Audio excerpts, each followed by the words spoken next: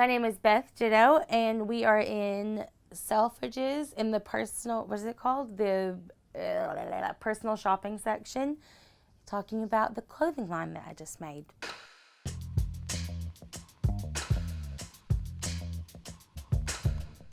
The range that I made is all made in America, plus size, and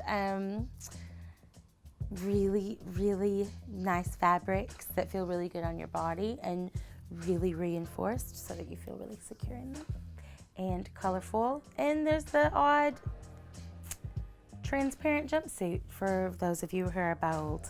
I would hope that people feel like good and like they, I don't know, like it's a second skin, like they feel comfortable but they feel proud, and not necessarily like they have to be this sexed up person or like this quote unquote like voluptuous curvy person, but like just like stylish and good and like positive and like maybe even creative. I know why it's important. I see why there's the struggle as not being this afterthought of what the norm is. Like, I get that, but I also don't leave it to other people to define who I am or what I am. So in that way, I feel like it's our movement and it's this thing for us. And like, I think that it's a good thing to be plus size. So it depends on what you're talking about. If we're talking about eradicating the term plus size because we want to be equals, that makes sense to me. But if we're talking about plus size being a derogatory term, I don't think that it is. And also, I think for me, it's something that I've been really proud of, and like that has really like I think it's really made me who I am today. The reason we decided to do it now is because, gossip has, is now over. And it was just like, what do you do with all that time on your hands? And you realize that you are in this really special position that you can, you have the means to go this route of like making it in Manhattan and in New York City and like in America, like ethically, and we have the time and scraped up the money to do it.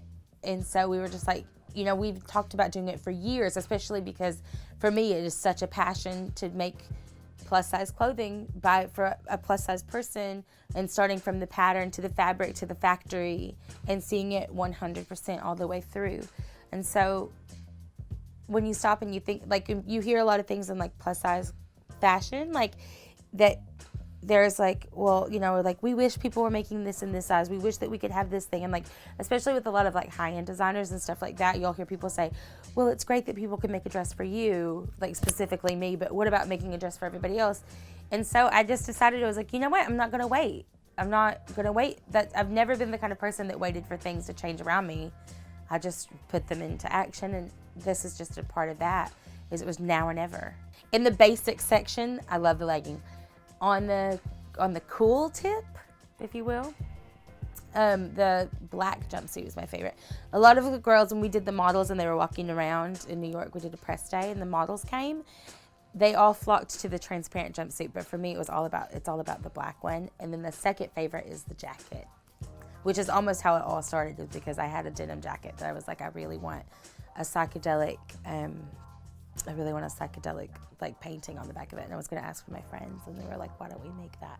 I think acceptance, and also like realizing that no matter what it is and no matter what your body size or body shape, that the picture in the book or what you see on the rack, or like what when you see on the hanger, like that's not really what it's going to look like on your body. So be open to it being different, and that being a good thing.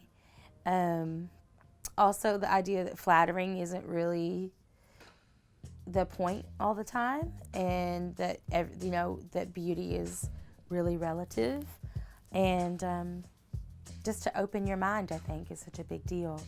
Accepting yourself, go easy on yourself, and know that you're the norm. Actually, I think that's one of the biggest things, is that you're the norm. You're the most normal out of it, out of all of the representations you see, and that all of the people you see on the sidewalk every day or walking past you are probably struggling with the exact same issues. I love any John Waters character, any Miss Piggy for sure, because she is not trendy at all, but somehow manages to change with the times. She's so you can't date Miss Piggy. David Bowie for sure was one of the biggest ones for me. God, I mean there are so many. Like everything I look at I love so much. But yeah, I don't know. And there are so many. Priscilla Presley, Mary Tyler Moore. Like I love everything. I wear a lot of really big nightgowns. I love a nightgown. Oh, I know what my mom was thinking all those years. I wear a lot of, really huge. Like I like to buy them in like 4 sizes too big so that they like come to here. And I'm short, so it works out really well. I wear a lot of loose fitting things around the house. I love it. Never wear shoes, ever. Like my wife is always like, you're outside with no shoes on. I won't even notice. You know, you can take a girl out of the country. Can't take the country out of the girl. My car. I bought it in 2008, my 2008 Toyota RAV4 that looks like a mom car, and I love it. And I've never regretted it. I love it so much. It's really hard to have one without the other. Even when you have someone who's anti-fashion, it ends up becoming a fashion. It ends up becoming a style or like iconic. They're inseparable to me. I don't think you can separate them because it's just another way to express yourself and what's going on in your scene and what's going on around you and like the weather where you live, and like that has a huge influence on music too. Like I always think that's why the Pacific Northwest is so creative, is because there really is a lot of gloomy weather. It's like London, you know, and so you dress for that, and then you make the music that kind of like reflects where your surroundings. So no, I mean look at the Grammys. I wouldn't say that.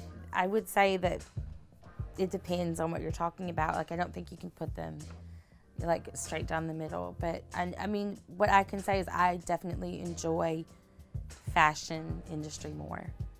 I do. And I think that's because there are more women and more gay men in it, and it makes it more fun. And it's not always about business, so that makes it a lot more fun for me. Well, it definitely gives you a reason to dress up, doesn't it? Like maybe you're not going to dress the same. You're like, oh, today's grocery store trip is going to be just like, I'm going to look incredibly wild. Some people do, which I love. I love people who really get married to a look and stay there. It's my favorite part of the day. It's like if I'm wearing sweats and I'm walking around the house, then I'm probably not in the best of spirits. But the favorite part of the day is putting together the look. I love it. I'm doing a solo record now, and I can't wait. Yeah, I feel like a grown woman. I'm turning 35 tomorrow. There's big plans in the works, and it's just been a big year, and I cannot wait. Breakfast. At Tiffany's and club sandwich. Love. Aww, comfort. Power. Blue for some reason came into my head. I don't know. Clothes. Makeup. Women. Children. Beauty. Editor. Music. This was the word that came into my head. Munchin'. Fine. You get me sleepy drunk. I'm exhausted drunk. Gender. Queer. Dressing up. Party. Glamour. Halloween.